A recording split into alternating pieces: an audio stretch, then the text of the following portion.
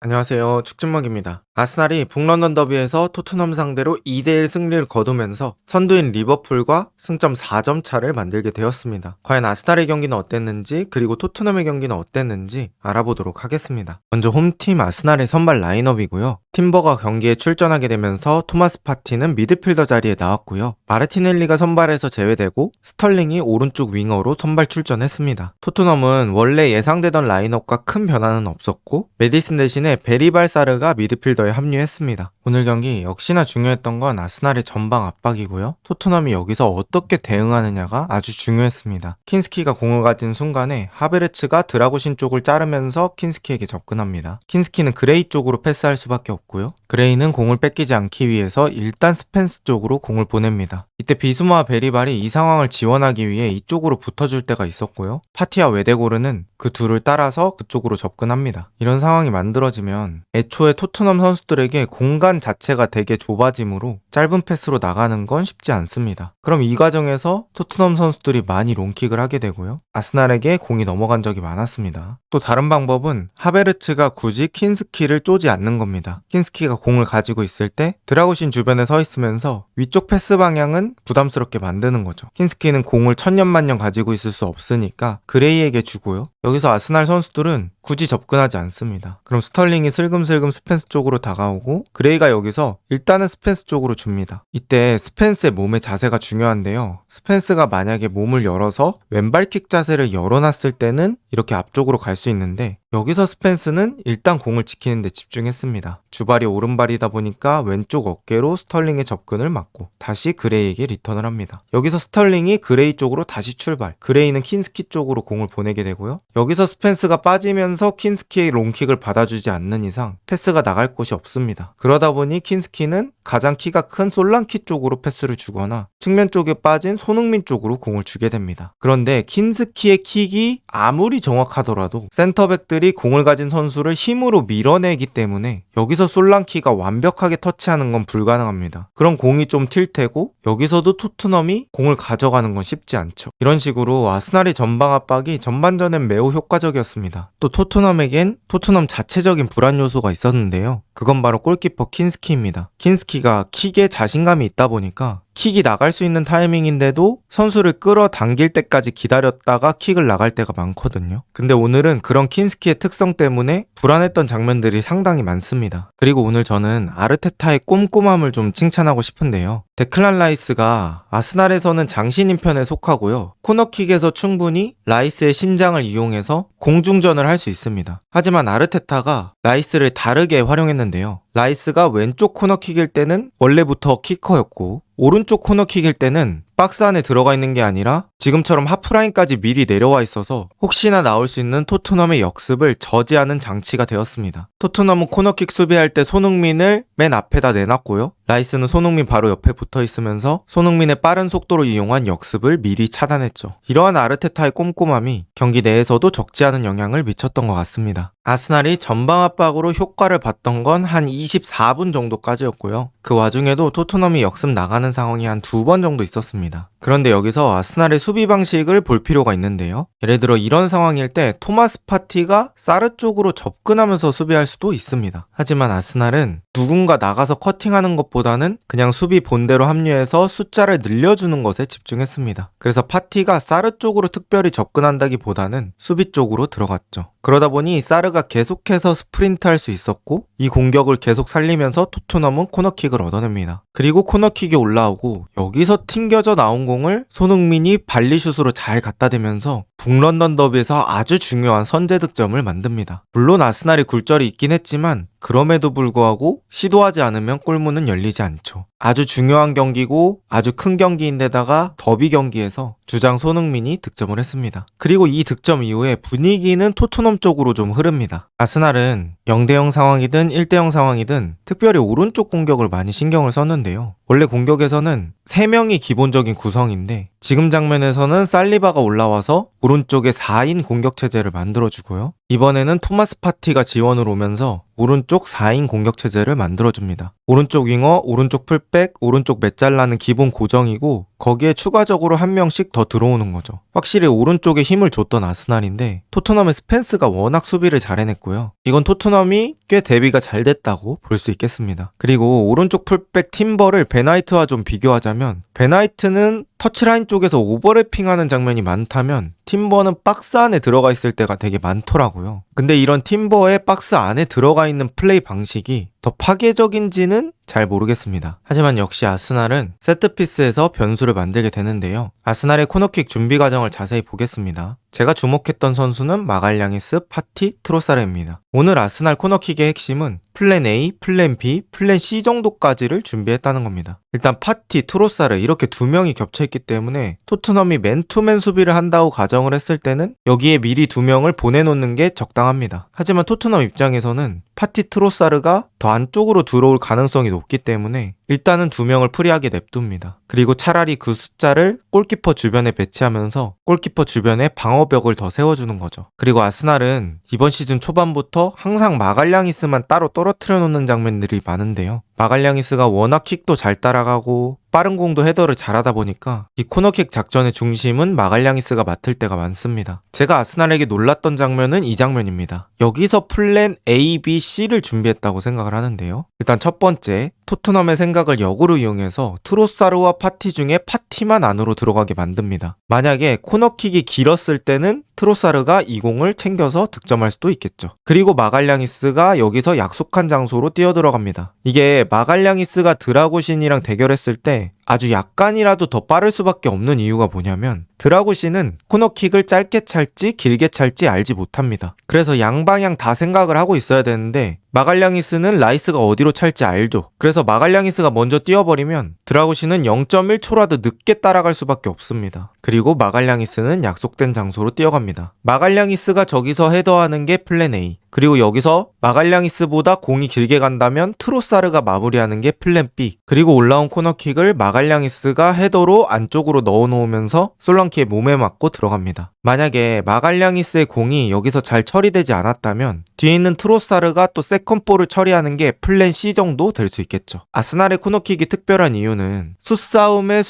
수싸움을 대비하고 있다는 느낌이 들어서입니다. 개인적으로 이 준비 과정을 다시 봤을 때는 역시나 이 조버라는 세트피스 코치가 상당히 큰 역할을 하고 있다고 느꼈고요. 이 득점 이후에 분위기가 아스날 쪽으로 넘어가기 시작합니다. 그리고 분위기를 탄 아스날은 전방 압박 단계에서 토트넘의 실수를 이용합니다. 저는 일단 이 실점 장면에서 누가 더 팀적으로 움직였냐가 중요하다고 생각하거든요. 아스날과 토트넘 중에서는 아스날이었습니다. 그레이가 스펜스에게 공을 준 상황, 그때 토트넘은 이 상황만 봤을 때는 3대2 상황으로 수적 열세에 취해 있습니다. 그럼 토트넘의 미드필더나 윙어들이 빨리 내려와서 비수마 스펜스를 도와줘야 하는데 그런 지원들이 잘 되지 않았죠. 그리고 스펜스가 그레이 쪽으로 다시 리턴을 주자니 이 웨데고르의 위치가 너무 애매했습니다. 웨데고르가 그레이 쪽으로도 갈 수 있고 비수마 쪽으로도 붙을 수 있는 아주 애매한 위치에 서 있으면서 스펜스가 쉽게 그레이 쪽으로 리턴을 못 돌리게 만들었죠. 저는 이런 게 축구 지능이라고 생각하고요. 웨데고르가 왜 천재 소리를 듣는지 보여주는 장면이라고 생각합니다. 그리고 여기서 스펜스는 어떻게든 공을 지켜내면서 비수마에게 공을 주게 되고요. 이때 원래 비수마를 압박하려고 기다리던 파티, 그리고 아까 애매한 위치에 서 있던 웨데고르가 동시에 비수마 쪽으로 압박을 들어갑니다. 지금 이런 상황까지 토트넘 쪽에 지원이 없죠. 계속해서 3대2 싸움이 지속되고 있는 거고요. 여기서 두 명에게 둘러싸인 비수마는 파티에게 태클을 당하면서 공을 뺏기고 맙니다. 파티가 원래 수비력이 좋기도 하지만 웨데고르가 옆에서 방향까지 눌러줬기 때문에 파티가 태클하기 더 쉬운 각이 나온 거죠. 물론 비수마의 개인적인 실수라고 볼 수도 있겠지만 저는 이 장면을 아스날이 더 팀적으로 잘 움직였다 라고 표현하고 싶고요. 여기서도 웨데고르가 멋진 모습을 보여주는데요. 트로사르가 뛰는 걸 미리 인지하고 나서 비수마가 접근하기 전에 발바깥 쪽으로 쉽게 내줍니다. 공간과 우리 선수의 움직임을 확실히 이해한 거죠. 그리고 트로사르의 왼발 슈팅. 지금까지 아스날에서 좀 아쉬웠던 게 슈팅을 과감하게 때리는 선수가 매우 적었거든요. 근데 오늘 트로사르는 꽤 거리가 멀었음에도 불구하고 주발이 아닌 왼발로 자신감 있게 슈팅을 한 거, 이게 아주 좋았다고 보고요. 이 과감성이 득점을 만들었습니다. 공이 빠르기도 했고 약간의 바운드도 있으면서 킨스키가 이걸 막지 못했고요. 경기는 2대1로 아스날이 앞서갑니다. 이렇게 전반은 아스날이 앞선 채로 종료됩니다. 토트넘은 후반 시작하자마자 빠른 변화를 가져가고요. 비수마와 사르를 빼고 웨디슨과 존슨을 투입합니다. 그러면서 쿨루셉스키를 중앙 미드필더로 내리면서 베리바를 수비형 미드필더로 사용합니다. 조금 더 공격적인 교체라고 볼 수 있겠고요. 한 골을 따라잡기 위한 토트넘의 의도가 보이는 교체였습니다. 그리고 후반전에는 아무래도 토트넘이 상대의 공을 빨리 뺏어서 공격을 해야 하기 때문에 전반전보다는 전방 압박하는 빈도가 많아졌고요. 거기서 아스날의 대처가 또 좋았습니다. 일단 아스날 후방 선수들의 움직임이 되게 유기적이었는데요. 마갈량이스 스켈리가 공을 돌리고 있을 때는 라이스가 이렇게 바깥으로 빠져주는 일도 있었고요. 라이스가 바깥으로 빠져줄 때는 스켈리가 안으로 들어가고 또 파티가 센터백 사이로 들어가면서 가끔씩은 라볼피아나 형태가 될 때도 있었습니다. 그리고 이렇게 벌어진 상태에서는 웨데고르가 내려가서 공을 받아줄 때도 있었죠. 특히나 이 왼쪽 스켈리, 라이스, 마갈량이스 이 세 명의 탈압박이 좋았고요. 토트넘은 여기 오른쪽을 존슨으로 교체한 상황이기 때문에 이쪽에서의 전방 압박에서는 성과를 기대하기 어려웠습니다. 그리고 후반전에는 아스날과 토트넘 서로 압박을 반복하는 상황이 많아지면서 압박을 이겨내지 못한 선수들이 롱킥을 많이 했고요. 여기서 떨어진 공에서 세컨볼 싸움이 많이 발생했는데 여기서 토트넘의 세컨볼 처리 방식들이 깔끔하지 않았고요. 그러다 보니 역습을 나가기 위해서 공을 잡아놓는 것도 잘 되지 않았습니다. 자연스레 역습 속도는 떨어지고 아스날의 수비를 공략할 수 없었습니다. 이렇게 경기는 비슷한 흐름으로 진행되다가 아스날의 승리로 끝나게 됩니다. 일단 오늘 경기 양 팀을 간단하게 얘기해보자면 아르테타가 확실히 꼼꼼하게 잘 준비를 했다. 세트피스도 그렇고 역습 시 대비하는 것도 그렇고 후방에서 선수들의 유기적인 움직임도 그렇고 사카, 제주스가 부상당한 상황에서도 잘 했고요. 또 선수 하나를 칭찬하자면 루이스 스켈리라는 왼쪽 어린 풀백을 칭찬하고 싶습니다. 뭐 다른 선수들은 그렇다 치는데 스켈리는 경기 경험도 그렇게 많지 않은데도 북런던 더비라는 큰 경기에서 원래 있었던 선수처럼 쫄지 않고 잘 경기를 수행했던 것 같습니다. 토트넘은 사실 최근에 시원하게 이겼다라는 느낌이 들 만한 경기가 거의 없을 정도로 좋지 않은 경기력들이 많고요. 포스테코글루의 장점인 빠른 역습 전환 그리고 역습에서 시원한 마무리 이런 것들도 최근 경기에서는 찾아볼 수가 없어서 실리를 챙기지 않을 명분을 만들어내지 못하고 있는 것 같습니다. 만약에 맨유가 내일 펼쳐지는 경기에서 승리한다면 토트넘은 리그 순위 14위까지 떨어질 수 있고요. 말 그대로 초비상인 상황이 됩니다. 과연 아스날과 토트넘의 시즌 마지막 순위는 어떻게 될까요? 오늘 영상은 여기까지입니다.